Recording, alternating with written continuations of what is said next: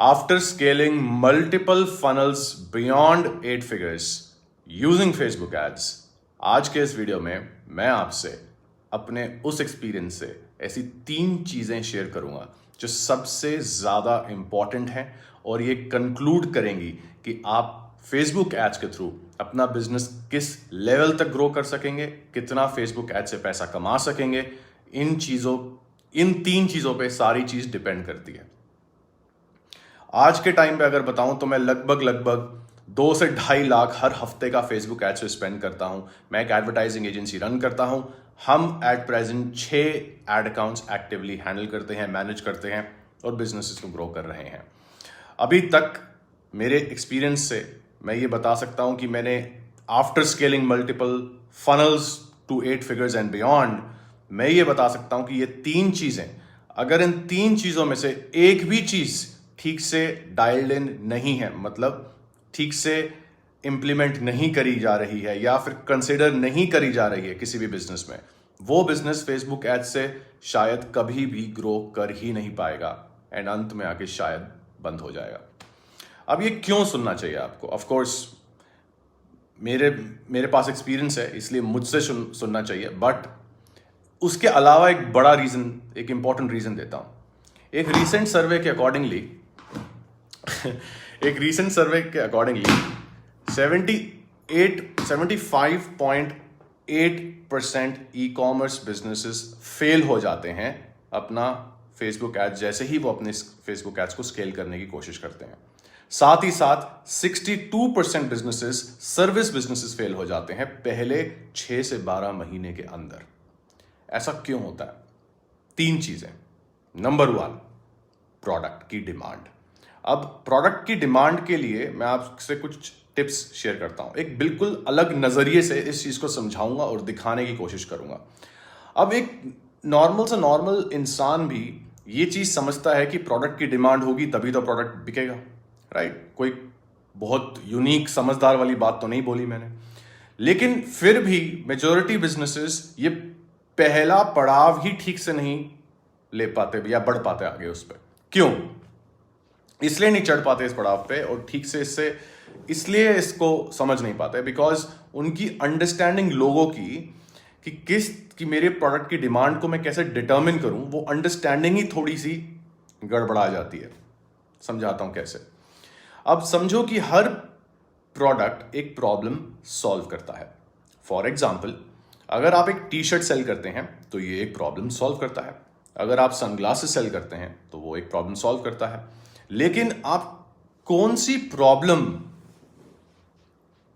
Use करोगे अपने product के अंदर उसकी सेलिंग पावर उसको देने के लिए, वो डिसाइड करता है कि आपका प्रोडक्ट कितनी बड़ी डिमांड को फुलफिल करता है। और ये बात ध्यान से समझना, ठीक है? एग्जाम्पल देता हूं। टी शर्ट बॉडी कवर करता है हमारी, राइट? ये एक प्रॉब्लम है जो वो सॉल्व करता है। लेकिन क्या वो बर्निंग प्रॉब्लम है? क्या वो बहुत बड़ी प्रॉब्लम है? तो शायद नहीं। क्या उसका उस चीज की वजह से लोग टी शर्ट्स पहनते हैं? सिर्फ क्या वही रीजन है? नहीं। तो इसीलिए हमें वो डिमांड पकड़नी और समझनी जरूरी होती है जो मार्केट को चाहिए, और उस डिमांड को अपने प्रोडक्ट के थ्रू चैनल करना आना चाहिए।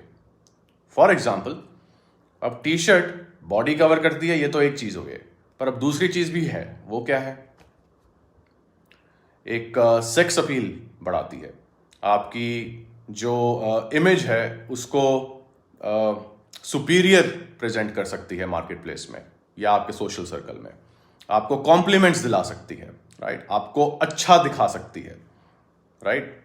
गुड लुक, फिजिकल अपीयरेंस सबसे ज्यादा कॉमन डिजायर है। हम सब अच्छा दिखना चाहते हैं, राइट? कौन नहीं दिखना चाहता? तो ये मेरे प्रोडक्ट की एक प्रॉब्लम है जो मेरा प्रोडक्ट सॉल्व कर सकता है अगर मैं टी शर्ट्स सेल कर रहा हूं। तो मैं इस प्रॉब्लम को चैनल करूंगा अपने प्रोडक्ट में और इस चीज को अपने ब्रांड में, अपने प्रोडक्ट के थ्रू इसको दिखाना चाहूंगा कि ये प्रॉब्लम है जो मेरा प्रोडक्ट सॉल्व करता है। ये नहीं कि वो आपका शरीर ढकता है, राइट? वो तो बहुत ही नॉर्मल सी बात हो गई, पर ये दिखाऊंगा कि किस तरह से वो मास डिजायर्स, मतलब बहुत बड़ी डिजायर जो है मार्केट प्लेस की, उसको फुलफिल करता है। इस तरह से मैं प्रोडक्ट की डिमांड को गेज करूंगा और फिर अपने प्रोडक्ट की मार्केटिंग कैंपेन्स को प्लान करूंगा। तो पहली चीज हो गई प्रोडक्ट, उसकी डिमांड, लेकिन थोड़े अलग नजरिए से, जिस नजरिए से मैंने आपको समझाया। अब बात, और ऐसा हर प्रोडक्ट का कोई प्रॉब्लम सॉल्व करता है, बस आपको ये समझ आनी जरूरी होती है, समझना जरूरी है कि किस तरह से आप वो डिमांड, क्या मार्केट की डिमांड को समझ रहे हो। अगर आप वो नजरिया बदलोगे तब आपको समझ आएगा कि आपके पास ऑलरेडी प्रोडक्ट है जो वो डिमांड को फुलफिल करता है, बस आपको वो बोलना नहीं आ रहा है, वो आपको चैनल नहीं करना आ रहा है अपने प्रोडक्ट पे। वो है एक सबसे इंपॉर्टेंट, ये है एक सबसे इंपॉर्टेंट लेसन, पहला 3 में से। दूसरा अगेन वेरी इंपॉर्टेंट, और वो है अपने कैंपेन स्ट्रक्चर्स को मिनिमलिस्टिक रखना। ऐसा क्यों? ऐसा इसलिए क्योंकि आपके जो भी बड़े सपने हैं ना, जिसके वजह से आप अपना बिजनेस बिल्ड करना चाहते हैं और अपने बिजनेस के थ्रू वो सारे सपने पूरे करना चाहते हैं, वो सपने जो इतने बड़े सपने हैं ना आपके, कि 1 करोड़ 1 महीने के कमाएंगे, 10 करोड़ 1 महीने के कमाएंगे, वो बड़े सपने कॉम्प्लिकेटेड चीज के साथ कभी भी फुलफिल नहीं होंगे। क्योंकि आपका पीस ऑफ माइंड अगर चला गया ना, तो आप गिव अप कर दोगे, क्योंकि आपको मन ही नहीं करेगा। आपको लगेगा यार ये क्या बेकार सा बिजनेस है, इसके लिए थोड़ी मैंने मेहनत करी थी, इतनी मुझे करना ही नहीं है ये। इसीलिए जैसे एक कहावत है, एक चीज है, बोलते हैं बिजनेसेस में कि अगर आपका बिजनेस, इररिस्पेक्टिव कि आपका बिजनेस कितने पैसे कमाता है, कितना रेवेन्यू करता है, 1 करोड़ 1 महीने का, 10 करोड़ 1 महीने का, 25 करोड़ 1 महीने का, 100 करोड़ 1 महीने का, इररिस्पेक्टिव, अगर आपका बिजनेस मॉडल आप एक पीस ऑफ पेपर पे, शीट पे नहीं समझा सकते सिंपल तरह से, तो आपका बिजनेस मॉडल बहुत ही कॉम्प्लिकेटेड है। ठीक है, एंड टू एंड। तो उसी नजरिए से अपने कैंपेन स्ट्रक्चर्स के बारे में भी ये चीज समझनी और जाननी जरूरी है कि जब आपको पता है कि स्केल करे बिना आपका बिजनेस ग्रो नहीं हो सकता, जिसका मतलब आप 500 1000 हर दिन का फेसबुक एड्स पे स्पेंड करके, 5000 3000 हर दिन का स्पेंड करके थोड़ी ना 1 करोड़ 2 करोड़ पे पहुंच जाओगे। आपको 20,000 30,000 50,000 1 लाख हर दिन का स्पेंड करना होगा, राइट? बजट बढ़ाना होगा, जिसका मतलब होता है स्केल करना होगा। और अगर आप कुछ चीज स्केल करोगे जो कॉम्प्लिकेटेड चीज है, तो वो स्केल करते ही आपका बिजनेस ब्रेक कर देगी, जिसकी वजह से आपके सपने फुलफिल नहीं हो पाएंगे। इसलिए जो कैंपेन स्ट्रक्चर, जो स्ट्रैटेजीज फॉलो करोगे, वो मिनिमलिस्टिक होनी चाहिए। मैनुअल बिडिंग, 25,000 कैंपेन्स, उसके अंदर 25,000 एड सेट्स, ऐसा कुछ भी प्रोसेस फॉलो करोगे वो नहीं स्टिक करेगा। नैरो टारगेटिंग, लेजर टारगेटिंग, कुछ भी ऐसी चीज करोगे, उसके साथ आप बिजनेस स्केल तभी कर पाओगे जब आप 24 घंटे में से 15 से 18 घंटे सिस्टम के अंदर हर दिन बताओगे, और एंजाइटी से शायद गिव अप ही कर दोगे कुछ टाइम बाद। तो इसीलिए कैंपेन स्ट्रक्चर मिनिमलिस्टिक रखना बहुत जरूरी है। और ये क्योंकि इस वीडियो का टाइटल ही यही है कि आप कैसे एक बिजनेस को बिल्ड कर सकते हो फेसबुक एड्स के थ्रू, बेसिकली मतलब यही है। तो फेसबुक एड्स में अगर कैंपेन स्ट्रक्चर्स को आप मिनिमलिस्टिक नहीं रखोगे तो जर्नी काफी मुश्किल हो जाएगी दोस्त। तो ये है मेरा दूसरा लेसन जो मैं आपसे शेयर करना चाहता हूं 3 में से। अब आते हैं तीसरे पे, अगेन बहुत इंपॉर्टेंट, और वो है एडवर्टाइजिंग साइकोलॉजी।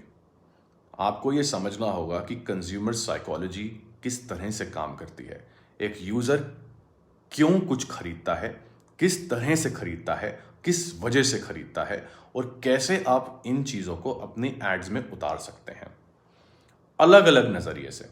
फॉर एग्जाम्पल, कोई एक इंसान हो सकता है कि, साड़ी का एग्जाम्पल देता हूं, बहुत मास एग्जाम्पल दे रहा हूं बिकॉज समझ जाओगे आप, इसलिए। ठीक है, स्पेसिफिक एग्जाम्पल भी दे सकता हूं क्योंकि मैंने 14 निशेज में, इंडस्ट्रीज में, बिजनेसेस में काम किया है अभी तक, और उन सबको काफ़ी रिजल्ट्स दिए हैं।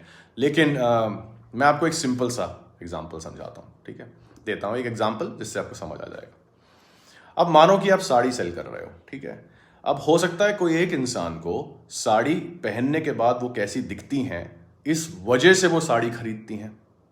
हो सकता है उस एक इंसान को ये चीज बाइंग डिसीजन की तरफ धकेलती है।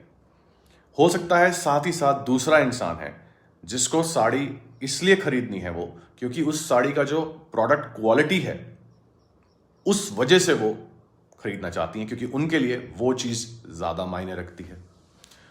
हो सकता है कोई तीसरी इंसान ऐसे हो सकती हैं जो वो साड़ी इसलिए लेना चाहती हैं बिकॉज वो साड़ी बहुत हल्की है, जिसमें उनको शायद बहुत कंफर्टेबल फील होता है और उनको स्टाइलिंग करने में आसानी होती है। तो ये हो गया वो तीसरा तरह का इंसान। तो सेम प्रोडक्ट 3 अलग अलग लोगों से अलग अलग तरह से बात कर सकता है, लेकिन क्योंकि हम एड्स पे काम ही नहीं करते, एडवर्टाइजिंग साइकोलॉजी को समझते ही नहीं हैं, तो हम मार्केट में अलग अलग नज़रिए से अपने प्रोडक्ट को प्रेजेंट करते ही नहीं हैं, जिसकी वजह से हमारा प्रोडक्ट और हमारी एड्स कभी भी स्केल कर ही नहीं पाती स्टेबिलिटी के साथ। एक और एग्जांपल देता हूं। मान के चलें आप स्कूल गए होंगे, कॉलेज गए होंगे। आप मानो कि आप स्कूल में 50 बच्चे थे आपकी क्लास में, सेम टीचर पढ़ाता था 50 बच्चों को। 10 बच्चों को 50 में से बहुत अच्छे से समझ आता था उस टीचर से, 20 को मीडियम लेवल का समझ आता था, ओके ओके टाइप्स, और बाकी बचे 20 को समझ आता ही नहीं था। Same teacher, same environment, same syllabus, लेकिन हर इंसान अलग तरह से उस चीज को समझता था। इसी चीज से, इसी साइकोलॉजी से ये चीज मैं आपको समझाना चाहता हूं कि हर इंसान हर चीज को अलग तरह से परसीव करता है। उस चीज का मतलब को इंटरप्रेट करना डिफरेंट हो सकता है किसी और इंसान से। ये चीज आपको समझना जरूरी है, और यही चीज आपको अपने एड्स में समझानी जरूरी है कि आपका एक प्रोडक्ट मल्टीपल प्रॉब्लम्स एड्रेस करेगा, लेकिन आप सिर्फ एक ही चीज बार बार बोलते रहेंगे तो आपका प्रोडक्ट एक लेवल तक ही स्केल करेगा, आपकी एड्स एक लेवल तक ही स्केल करेंगी, उसके बाद वो स्केल करेंगी ही नहीं। तो अगर आपको अपने marketing campaigns, advertising campaigns, Facebook ads scale करनी है, जो कि आपको करनी होंगी, राइट, क्योंकि कैंपेन्स, दूसरे रीजन में मैंने आपको क्या बोला था, क्योंकि अगर आपके बिजनेस गोल्स बहुत बड़े हैं तो वो बिना स्केल करे नहीं फुलफिल हो सकते, तो स्केल तो आपको करना ही पड़ेगा। अब स्केल अगर आप करना चाहते हैं और स्टेबिलिटी चाहते हैं, तो आपको एडवर्टाइजिंग साइकोलॉजी को इंप्लीमेंट करना होगा अपनी एडवर्टाइजिंग में, एडवर्टाइजिंग एफर्ट्स में, जिसके थ्रू आप अपने फेसबुक एड्स को वो ऐसी सेलिंग पावर दे पाओगे, और वो डिफरेंट डिजायर्स जो होंगी मार्केट प्लेस की, डिफरेंट नीड्स, प्रॉब्लम्स, उसको अपने प्रोडक्ट की तरफ चैनल कर पाओगे, जिससे आपका प्रोडक्ट ज़्यादा स्केल पे बिकता रहेगा, जिससे आपका बिजनेस ग्रो होता चला जाएगा। ये है वो 3 इंपॉर्टेंट रीजंस। बाकी भी काफ़ी रीज़न है, बट बहुत सारे रीजंस हैं, जैसे कि फॉर एग्जांपल बिजनेस एक्यूमेन, ठीक है, कि आपके बिजनेस एक्यूमेन कैसा है। दूसरा रीज़न कि आप खुद इंसान कैसे हैं, जैसे हम कैसे इंसान हैं, वो उस चीज़ पे भी डिपेंड करती है हमारी सक्सेस, हमारी ग्रोथ, राइट। क्योंकि मैं हमेशा एक चीज़ बोलता हूँ that it is not about what we achieve, it is about who we become while we are achieving it. So it's more about who we are as a person, and वो चीज़ भी आपकी सक्सेस में equally contribute करती है। सो और भी बहुत सारे रीजंस हैं, लेकिन मैं पिछले वीडियोस में काफ़ी रीजंस शेयर कर चुका हूँ, आने वाले वीडियोस में और शेयर करता रहूँगा। बताना ये वीडियो कैसा लगा। Usually I do videos in English, but I have been practicing hard to force myself to do videos in Hindi. पता नहीं ऐसा क्यों होता था कि जैसे ही मैं वीडियो ऑन करता था तो इंग्लिश ही निकलती थी, अभी भी ऐसा ही होता है, लेकिन मैं कोशिश कर रहा हूँ हिंदी बोलने के लिए। एंड अगर आपको ये सही लग रहा है तो भी बताना, और ये भी बताना कि कंटेंट से क्या सीख रहे हो, कैसा है, और किस तरह का कंटेंट चाहते हो, कि मतलब क्या चीज़ें मैं आपसे और शेयर करूँ आने वाले वीडियोज़ में। And I will be more than willing and happy to share my experience, hands on experience से मैं अपने लर्निंग्स शेयर आप लोगों से करता रहूँ। बस आज के लिए इतना ही, मिलते हैं अगले वीडियो में, बाय।